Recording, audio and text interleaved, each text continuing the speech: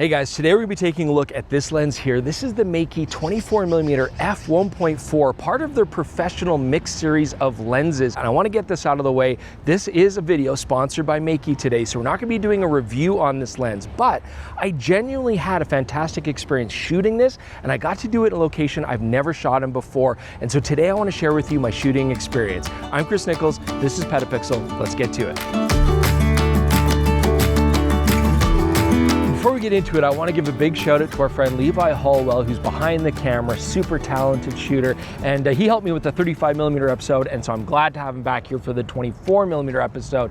And today's video is going to be a little bit different because, of course, my samples are from another city, and this is a city I've never been to, as I mentioned. It's Toronto, Canada. And I know a lot of people are like, how have you never been to Toronto? It's like the biggest city in Canada. It's a really happening place. Well, it's a big country. And in my job, I like to challenge myself to shoot locations with gear that I haven't tried before. And so when Niccolls sent this 24mm lens, I figured that's a perfect opportunity. Shooting a major city with just a 24mm lens, it was a very interesting shooting experience. So let's get into what that was like.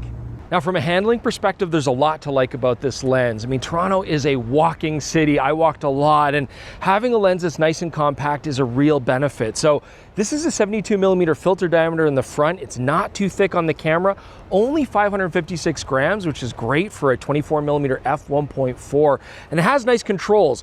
Big manual focus ring. I love that the lens has an aperture ring on here. I like having that tactile control. And I also get a customizable button on the side. And it's a rugged lens. It can take some inclement weather.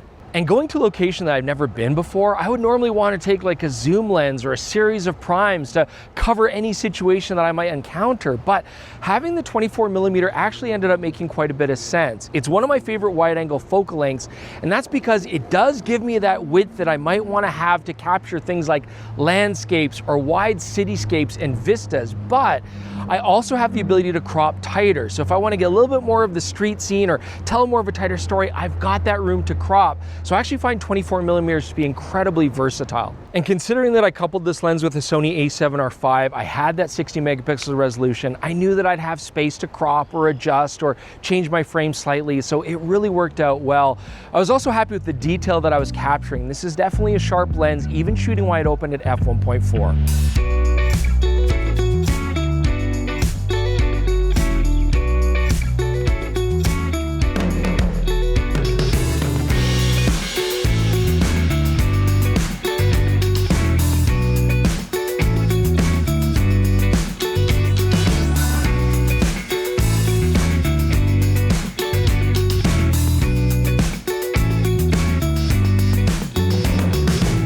Now, I also knew that I was going to encounter a lot of low light scenes, shooting the city at night and stuff. So having a lens with a good f1.4 aperture that shoots well at that aperture is really beneficial. I knew I could shoot these night scenes wide open, still get good detail, keep my shutter speeds faster, keep my ISOs lower. Now, when you think about classic use cases for a 24mm focal length, yeah, you think things like cityscapes, architecture, interiors, and of course this lens did a beautiful job with all that. I really liked it, especially having the ability to go into low light with that fast aperture. But when I'm wandering the streets of a new city, one of my favorite things to photograph is street portraits, but it's also one of the things that causes me a lot of anxiety. I might seem like an outgoing guy, but I still don't want to bother people, and it's, strangers, and I get that nervousness and that fear of approaching them. But if you're going to shoot street portraits with a 24mm lens, it forces you to get close. You have to engage with them and still show them and the environment in a pleasing way. And so I like that this lens challenged me to go meet these people. And when I'm talking to people like Ahmed, for example, getting his street portrait, I was able to show that more environmental thing where the CN Tower is in the background. I got those lines leading away and still capturing a nice portrait of him. He was really nice and he was really gracious to let me take his photo. And then I'm walking by this guy named Roy on the streets, and look at him. I mean, his suit is so cool. He's so dapper, beautiful light falling on him. And so I was just like, I have to get this photo. And with a 24mm, I really want to accentuate just that sort of three-dimensionality, get his shoes close to the frame. I mean, I thought it turned out really nice. And it's just great to have a lens that forces you to do that, meet these people, and have some really interesting experiences. And sometimes you just have these really cool random encounters on the street. So this is Phil. He goes by Froggy. You can find him Froggy Prod on Instagram. Definitely check out his stuff. And he was like running into us being like, hey, oh, you guys are in Toronto. It's great. I love the show. Hey, if you don't mind, can I help you guys out tomorrow on my lunch break? We're like, yeah, that'd be great. And so he shows up, and I mean, he's dressed in his business stuff, but he's got his skateboard. I thought, these are gonna make some great shots. And with a 24mm, I can get in really close to him. He can do tricks in front of the camera and just really show that expansive backdrop. So we had a ton of fun with Froggy, and I really appreciate his help because, again, it made the trip.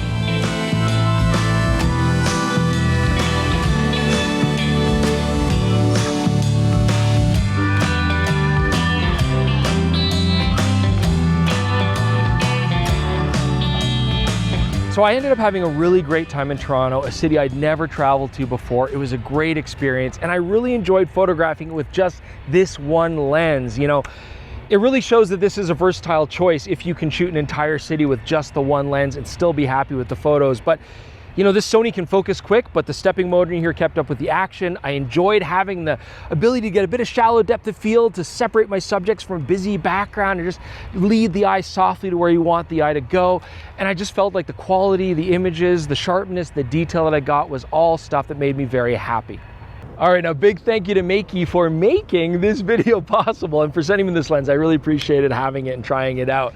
And if you guys are interested in this lens, you want to learn more, click the link in the description below and find out more about the 24mm 1.4 mix series from Makey. I also want to say a big thank you to you guys for watching the episode. I hope you guys enjoyed my story of visiting Toronto for the first time, the shooting experience I had, and the photos that I took. I always appreciate the feedback, so leave your comments below. We're going to talk about this and many more products as well on the PetaPixel podcast.